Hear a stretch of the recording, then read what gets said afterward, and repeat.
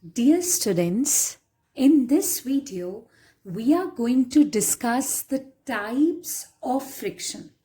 Friction is basically of three types. We have static friction, we have limiting friction, we have kinetic friction. First of all, I want to tell you that friction is that force which tries to oppose the impending motion. Whenever a body is trying to move over the surface of the other body, then there comes a force into picture which is called friction, which actually tries to oppose the motion. Okay, there are two types of the two types of resistances offered by the surfaces. First is external friction. Okay, external friction means when there is one body involved and the other body involved. When one body tries to slide over the other body, then the force of opposition, which actually tries to oppose this motion, is known as frictional force, right? But there is an internal friction also. Like, for example, if in internal friction, there is only one substance involved, not two. Okay, in internal friction, one substance is not trying to slide over the other substance. It's just like water. Okay, suppose I have poured a water droplet on the surface and this is a honey droplet. Then which of the two drops is going to fall faster? Of course, water droplet and not the honey droplet. But why? Because in honey, though it's a liquid, in honey, the layers are opposing the motion, right? The one layer is opposing the motion of the other layer, and that's why this honey droplet moves very slowly. So that's why we have an internal friction there where one layer of the substance is trying to oppose the motion of the other layer of the same substance. Here we don't have two substances involved, and this is known as viscosity. The internal friction in case of liquids that I have explained you just now is known as viscosity. So honey is a more viscous liquid as compared to water. So that's the thing about external and internal friction. Now let's come to the major categories that we encounter when a substance tries to move. That is static friction, limiting friction, kinetic friction. Suppose this is a horizontal surface. This is a block which is kept over the horizontal surface. Now when you have kept a block on the horizontal surface like this, the weight of that block is acting downwards. That weight tries to deform the surface, though it seems that the surface is pretty uniform, pretty smooth, but even then this block tries to just deform the surface, right? So mg is acting downwards. Now in response to that deforming force, the surface also applies a force, because according to Newton's law, forces never exist singly in nature. They exist in pairs. So if this surface is trying to apply a force over here, then this surface applies equal and opposite force called normal reaction, capital R. Now when you try to move this block in this direction, P is the force, applied force. Mark my words, here we will take the applied force as P because force of friction will be taken as capital F. Okay, so this is the applied force. तो जिस direction में आप उसे move करने का try कर रहे हो, उससे एग्जैक्टली ऑपोजिट डायरेक्शन में फोर्स ऑफ फ्रिक्शन एक्ट करेगा, and it will act between the two surfaces, the surface of the block and this horizontal surface. So this is force of friction. If you were trying to move the object here, then the friction would be there. Remember, force of friction is always opposite to the direction of your applied force by which you are trying to move the object, right? So R is equal to mg. These two vertical forces exactly balance each other, and if you are applying a force and the block is not moving.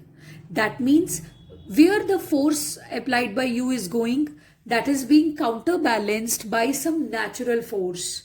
And here that natural force is frictional force. So if the block does not move, these two forces are equal to each other, and this is the example of static friction. This is the example of static friction, where what we are seeing, that the force applied by us is exactly opposed by the frictional force. Always remember few facts about static friction. ये तब तक नहीं आती है जब तक आप कोई force apply नहीं करते हो. When the object is kept stationary, there is no friction at all. But when you are trying to move this object, then the frictional force comes into play. Right? I hope you are understanding. So no applied force means no static friction. Now next is, now when you are trying to move the object, you are applying more and more force, but the object is still not moving. It's still not moving. So that means the friction in that picture is static friction.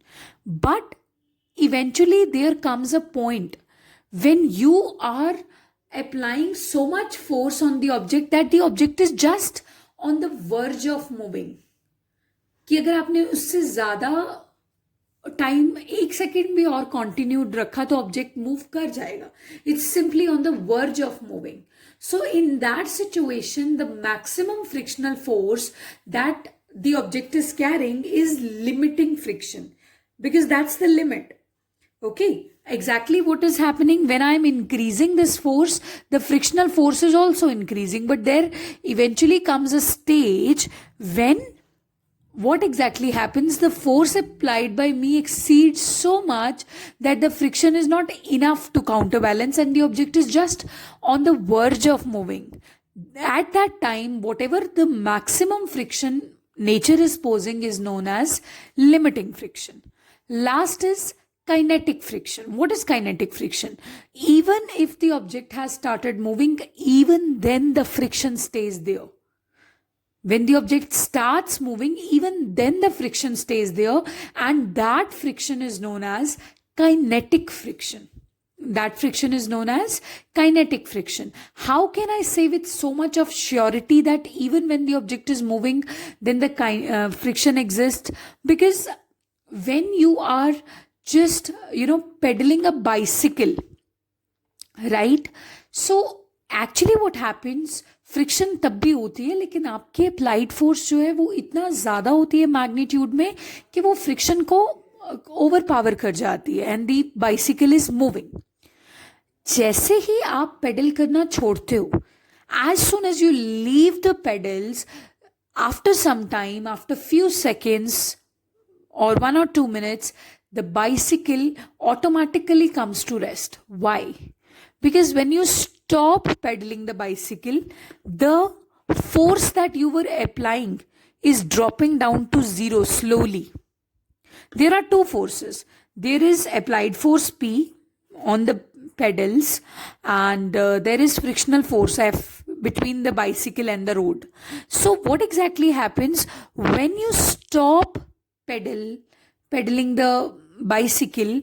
Then the force applied eventually reduces to zero. And accordingly, these two opposite forces were there. Accordingly, the friction becomes more, right? And that friction only eventually stops the bicycle.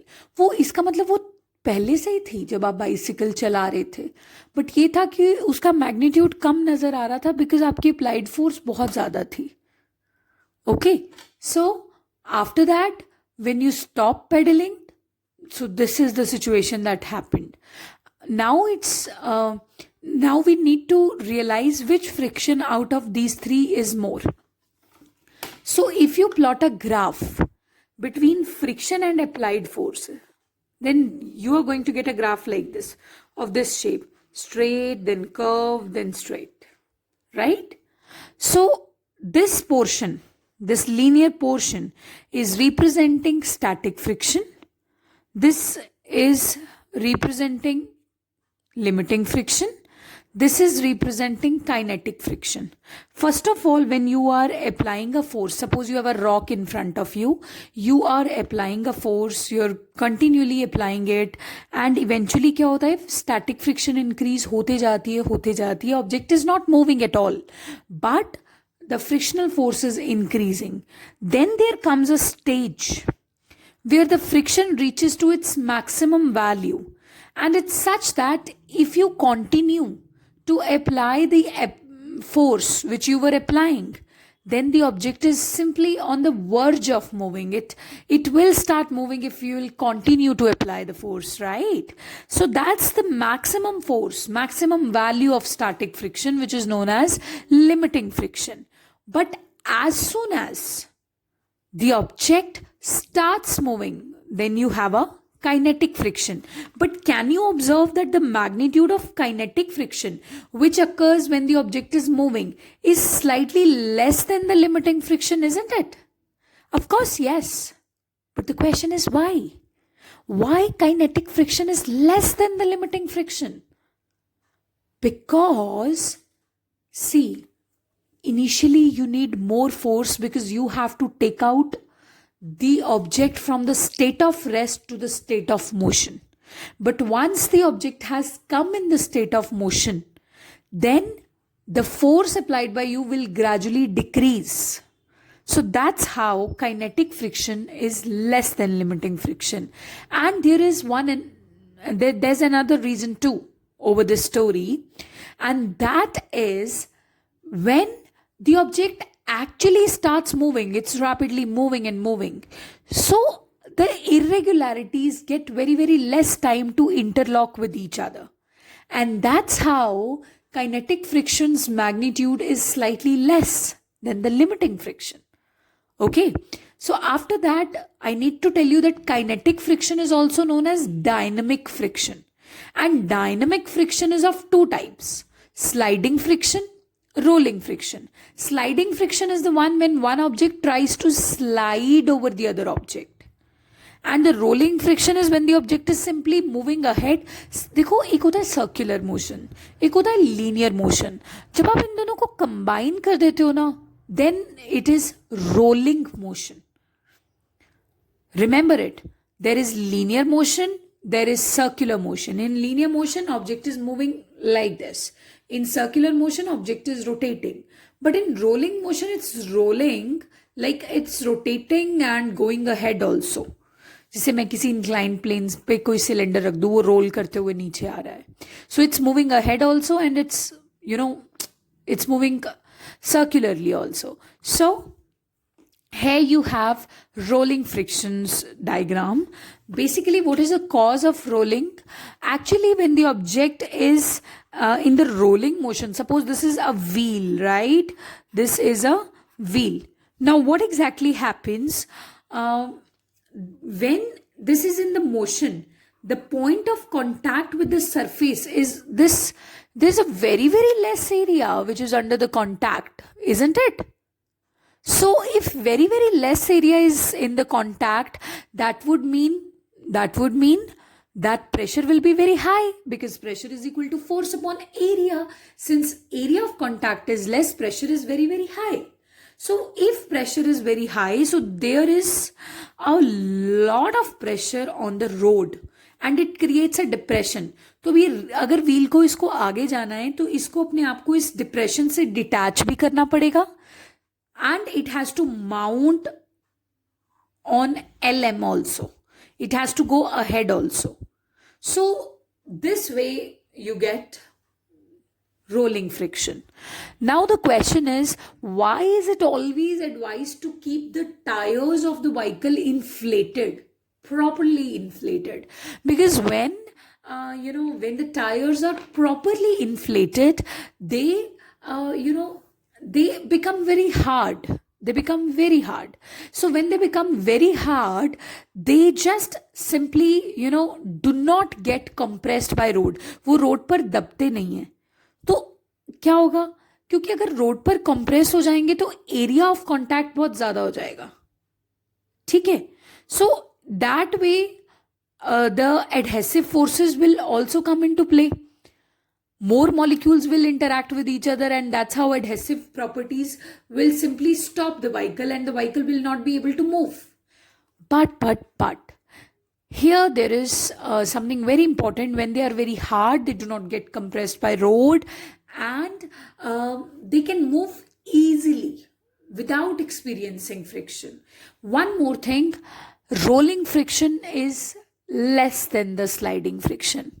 That's why when there are very very heavy objects in the picture, they are given with wheels, क्योंकि wheels से उनको move करना easy है. अगर उनको आप एक surface पे slide कर रहे हो, it's very difficult. So rolling friction is less than the sliding friction.